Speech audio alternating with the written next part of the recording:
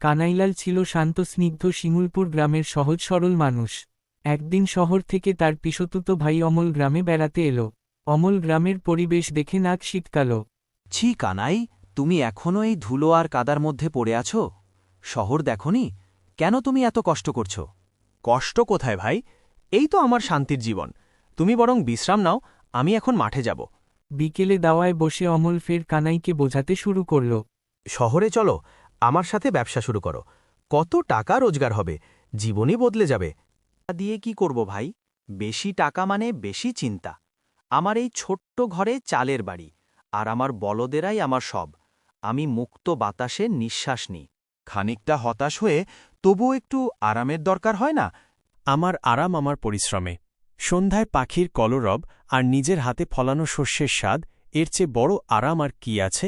আমার শান্তিটাই আমার আসল ধন। অমল চুপ করে রইল। সে বুঝতে পারল, কানাইয়ের জীবনের আনন্দটা বাইরের প্রাচুর্যে নয়, বরং তার মনের ভেতরে। গ্রামের এই সরল মানুষটির কাছেই জীবনের সত্যিকারের অর্থ লুকিয়ে আছে।